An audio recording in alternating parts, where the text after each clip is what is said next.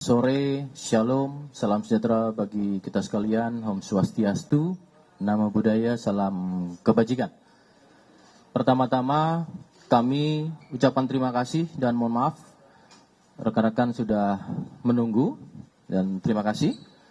Pada hari ini, tepatnya hari Selasa, tanggal 4 Juli 2023, Polda Metro Jaya dari Direktorat Reserse Kriminal Umum Polda Metro Jaya akan melakukan press conference dengan adanya pengungkapan dan pelaku tindak pidana penipuan dan penggelapan yang terjadi, yang tentunya menjadi perhatian publik dan khususnya lagi adalah para korban, yaitu terkait tersangka Rihana dan Rihani.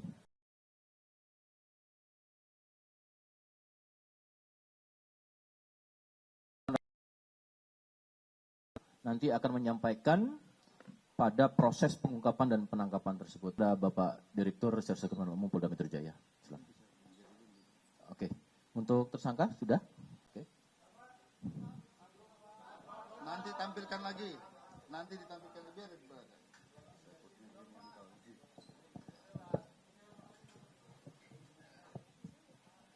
Baik, rekan-rekan sekalian, Assalamualaikum warahmatullahi wabarakatuh. Salam sejahtera buat kita semua. Rekan-rekan sekalian, sebagaimana kita ketahui terhadap kasus penipuan yang dilakukan oleh tersangka atas nama Rihana dan Rihani ini, Polda Metro Jaya telah membentuk tim khusus, baik itu penyelidikan maupun penyidikan yang melibatkan beberapa subdit yang langsung dipimpin oleh Wadir Krim Polda Metro Jaya, AKBP Imam Yulis. Karena memang sebagaimana rekan-rekan ketahui, saat ini Direktorat Reserse Kriminal Umum sedang melakukan beberapa penanganan kasus-kasus besar. Mungkin dalam waktu yang tidak berapa lama ada lagi pengungkapan-pengungkapan yang membutuhkan konsentrasi daripada tim sus yang lain.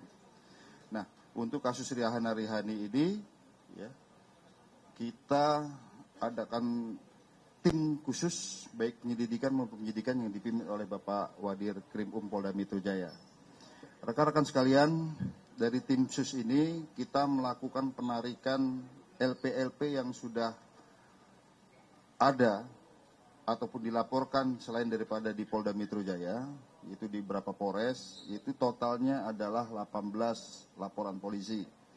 Ini disatukan di Polda Metro Jaya dan kami konstruksikan daripada pasal yang ada. Yang pertama, ini adalah kasus terkait dengan penipuan dan penggelapan yang dilakukan secara berlanjut ataupun forgeset handling, pasal 64 KUHP.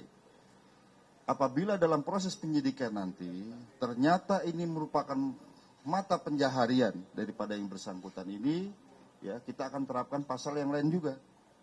Apakah 379A KUHP, dan juga karena ini modusnya dalam menggunakan media sosial, kita juga akan terapkan Undang-Undang ITE, ya, pasal 28 Undang-Undang ITE. Oleh karenanya, rekan-rekan harap maklum, ini kita sedang penyidikan awal, yang bersangkutan sudah tersangka dan kita tahan, ya. Namun proses penyidikan kami ini adalah bersifat berkesinambungan, nanti larinya kemana. Sebagai contoh rekan-rekan sekalian, kita akan dalami, ya, karena selama ini kan yang bersangkutan ini selalu bertransaksi menggunakan perbankan. Ya, kita akan dalami karena dari LP yang kita terima kerugian, total kerugian, ya, itu adalah 35 miliar, tapi akan kami dalami. Mungkin ini baru sebagian. Apakah ada korban-korban yang lain, kami akan dalami lagi. Kemudian rekan-rekan sekalian, ternyata hasil pemeriksaan sementara dari korban kita menerima informasi bahwa ini modusnya adalah seperti skema Ponzi, ya, dari reseller, range kerugian antara 200 sampai 800. Namun setelah kita dalami, sementara bahkan ada yang sampai 3 juta ini. Satu produk yang ditawarkan itu. Ya. Harusnya harga 12 juta, ditawarkan 9 juta sebagai bujuk rayu, akal muslihat. rangkaian perkataan-perkataan bohong sehingga memberikan suatu barang. Nah, kemudian rekan-rekan sekalian, oleh karenanya dari penyelidikan kami terhadap keberadaan tersangka ini, kami mendapatkan info dini hari tadi pagi. Tadi pagi kami mendapatkan info bahwa yang bersangkutan ada di suatu tempat, dini hari. Kemudian kami mendapatkan informasi juga bahwa yang bersangkutan ini sudah ada yang memberitahu bahwa akan dilakukan penangkapan oleh pihak kepolisian. Nah, oleh karenanya tadi pagi mungkin ada beberapa pertanyaan, saya harus jawab ini. Kenapa kok tidak bawa polwan dan lain sebagainya. Kami dihadapkan pada situasi di mana apabila segera tidak dilakukan penangkapan maka akan kabur lagi. Karena yang bersangkutan modusnya adalah menyewa apartemen melalui Airbnb. Pindah lagi, makanya susah ditangkap ini. Cukup licin. Dihadapkan pada situasi seperti itu maka penyidik melakukan tindakan yang dikenal dengan istilah diskresi. Ya, salah satu azasnya adalah azas nutzaklik, azas keperluan, dan dulmatik, azas tujuan. Artinya memang ini sangat perlu dilakukan. Diskresi ini tidak dilakukan, maka tujuan akan tidak tercapai. Yang bersangkutan mungkin tidak tertangkap. Ya. Oleh karenanya, ya, dengan tidak melanggar hukum tentunya yang lain, kami segera melakukan penangkapan, di backup oleh security, ya. Kemudian didampingi oleh keluarga daripada tersangka ini, ya. Kemudian juga tidak melakukan penggeledahan badan, ya.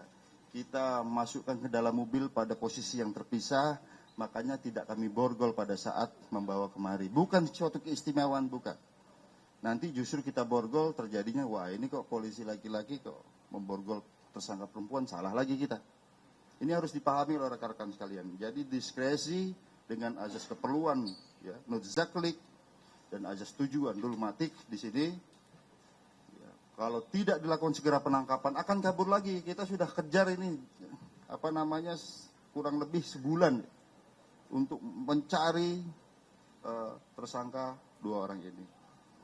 Kemudian rekan-rekan sekalian, ya, kita akan dalami lagi, baik konstruksi pasal maupun modus-modus yang lain, ya, karena ada kemungkinan bahwa korban mungkin lebih dari 18. Ya. Dan ini merupakan masukan buat penyidik di awal bahwa tersangka selalu bertransaksi melalui transaksi perbankan. Oleh karenanya kita akan telusuri ini, ya, nanti berkoordinasi dengan PPATK dan lain sebagainya, ya, untuk mencari korban-korban yang lainnya. Kemudian rekan-rekan sekalian, untuk konstruksi pasalnya sebagaimana yang kita jelaskan tadi, ini yang pertama adalah pasal 378 dan atau pasal 372 KUHP, itu tipu gelap, nanti akan kita juntukan dengan pasal 64 KUHP karena ini memang perbuatan berlanjut. Ya. Jadi hukumannya ditambah sepertiga lagi nih, forgeted handle ini. Jadi perbuatan berlanjut atau hasil pemeriksaan kita nanti apakah ini merupakan suatu kebiasaan mata pencarian yang bersangkutan dengan cara melakukan pembelian barang dengan tidak membayar dan lain sebagainya, itu ada konstruksinya lagi. Dan juga kita kenakan pasal ITE karena pada saat melakukan penawaran itu melalui media sosial dengan ancaman 6 tahun penjara. Ya. Kita akan lihat nanti, sekali lagi ini sifatnya berkesinambungan, akan berkembang dari hasil penyidikan kami nanti. Ini secara garis besar yang perlu kami sampaikan. Ya, jadi alhamdulillah tadi pagi dini hari kita bisa melakukan penangkapan di apartemen M Town, ya, di Tangerang. Ya, mudah-mudahan kita bisa ungkap secara garis besar, ya, sindikasi dari mereka, apakah ada keterlibatan tersangka-tersangka yang lain. Namun hasil dari pemeriksaan sementara, ya, mereka tersangka ini menyebutkan ada keterlibatan atas nama Gita dan Akbar. Katanya ini petugas daripada gudang handphone, ya, sehingga bisa memperoleh harga yang lebih murah. Setelah kita periksa ternyata itu ada figur fiktif gitu deh. Sementara ini.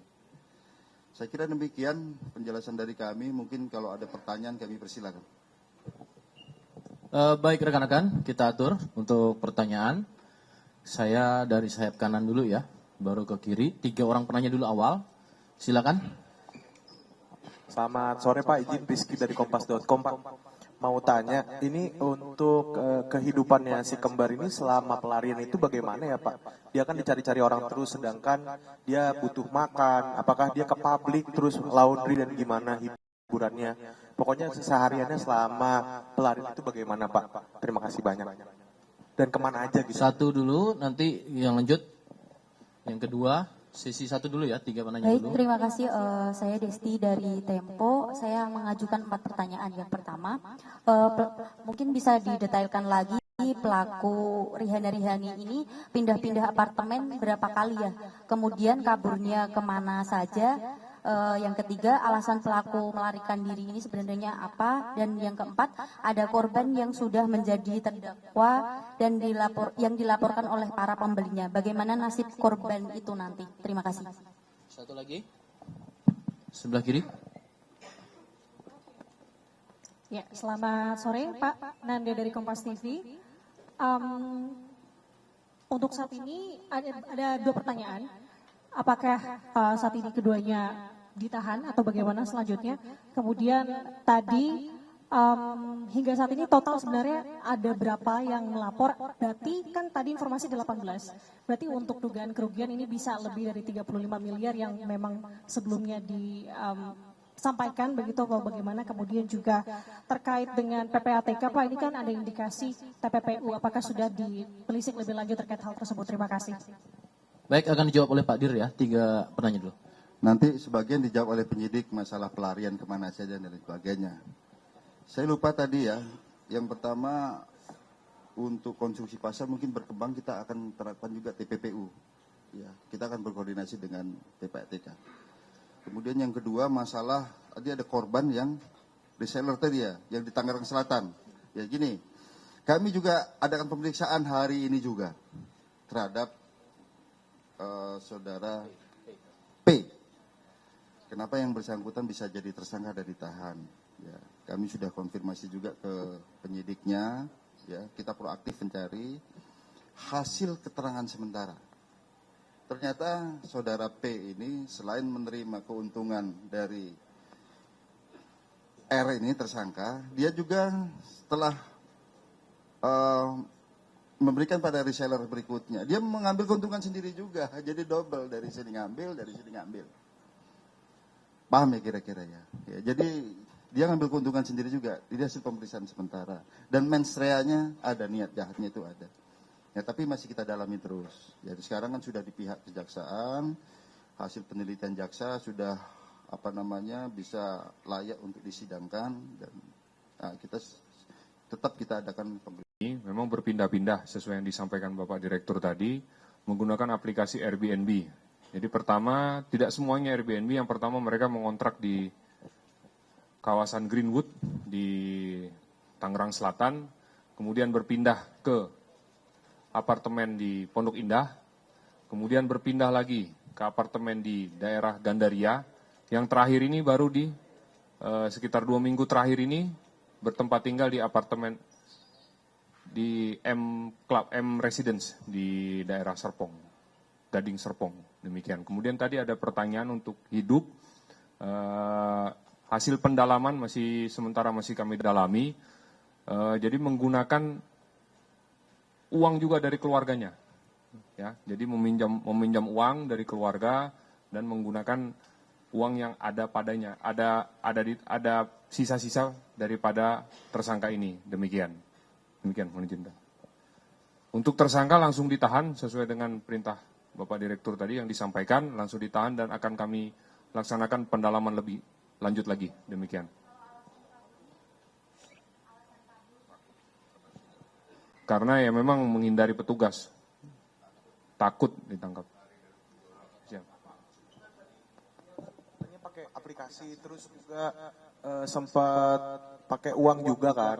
Nah itu caranya dia berpindah, kan dia tahu nih kalau jadi DPO, itu gimana Pak sampai dia bisa mengelabui dan mempersulit dari kepolisian Pak?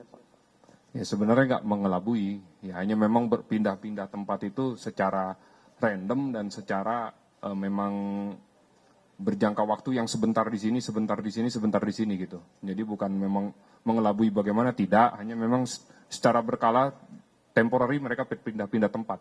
Demikian.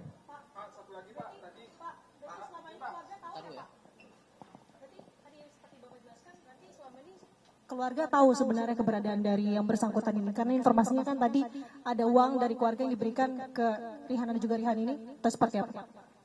Jadi tidak semua keluarga tahu keberadaan dari kedua tersangka ini. Akan tetapi ada dari dulu riwayat peminjaman uang yang dilakukan terhadap keluarga yang digunakan sekarang ini untuk selama mereka dalam pelarian ini, begitu. Jadi ada hanya beberapa saja yang tahu, tapi tidak semua keluarga tahu di mana mereka melaksanakan pelariannya ini, gitu. Oke, kita buka sesi berikutnya ya. Saya hitung 1, 2, 3, oke. Dari Wildan, detik. Ya, nanti terakhir yang tadi. Oke, lanjut.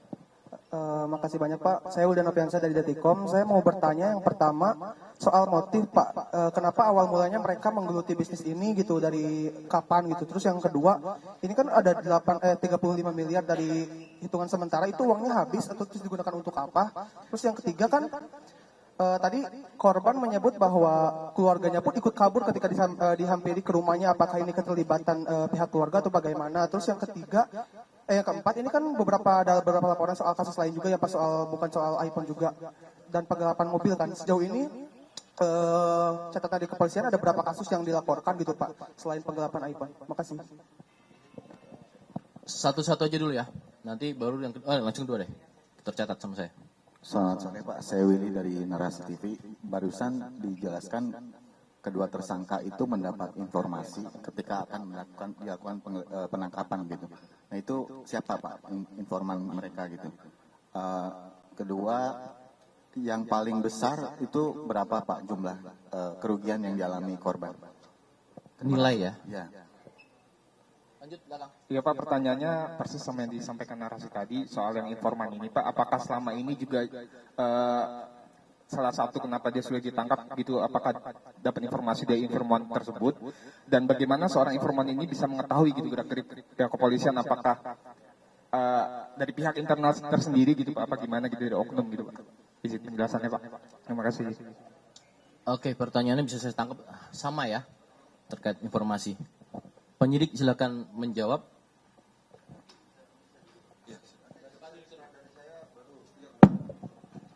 Rekan-rekan sekalian, saya jawab tadi, termasuk yang informasi dari mana dan bagaimana cara kita menangkap. Ya. Pertama, teknis penyelidikan dan penangkapan tidak akan kami sampaikan di publik. Itu ada teknik kami. Ya, kami tidak akan sampaikan di publik bagaimana kami cara menangkap. Ya, yang jelas tadi dini hari kami harus gerak cepat melakukan, apabila tidak segera diamankan ini, ya. Kami yakin bahwa yang bersangkutan akan kabur lagi. Kami berterima kasih pada saat penangkapan kami dibantu oleh security dan juga dari pihak TNI ya, setempat. Ya. Jadi kita bisa segera amankan ya, dan kita bisa bawa ke Polda Metro Jaya ini. Kemudian selanjutnya juga termasuk yang tadi ya, ini kan kita sekali lagi penyelidikannya kan berkesinambungan. Kita akan dalami terus apakah ada keterlibatan pihak-pihak lain. Namun isu-isu bahwa ada seorang perwira menengah itu ternyata bukan, tidak ada, dan itu merupakan bagian dari korban. Ya, ini juga jadi ini yang akan kami dalami terus. Ya. Selanjutnya kami persilakan masalah mobil dan lain sebagainya, penyidik tadi. Izin kami menjelaskan bahwa untuk yang masalah motifnya, yang bersangkutan ini saudara RA ini awalnya memposting di platform media sosial berbentuk Instagram. Dia yang tadi sebagaimana dijelaskan oleh Pak Direktur dengan harganya yang cukup menarik, akhirnya dia juga menawarkan kepada orang-orang yang menjadi resellernya. Setelah itu, setelah dapat, dia langsung mengatakan bahwa dia adalah seorang bagian dari distributor ini. Padahal faktanya dia membeli di handphone tersebut di gerai toko-toko yang sebagaimana kita ada tempat yang bisa kita datangi, seperti yang di ITC dan lain-lain, seperti itu. Jadi akhirnya ini jadi menggulung, akhirnya dia tidak bisa memenuhi kewajibannya terhadap para resellernya atau dalam hal ini korban dia. Nah, kenapa dia akhirnya lari-larian? Itu dapat kami jelaskan karena ketika sudah dilakukan pemeriksaan terhadap yang bersangkutan, bahwa memang dia dikejar oleh cukup banyak para korban-korban yang telah melapor. Dan bagian dari keluarganya tadi apakah terlibat atau tidak, bahkan di sini aja kami baru dapatkan informasi tadi, hari ini keluarganya akan melaporkan kedua orang ini, karena keluarganya juga menjadi korban dari tindakan saudari RA dan RI. Demikian. Jadi untuk motifnya tentu, untuk motivasinya untuk uang ya, untuk melakukan keuntungan, itu sudah pasti.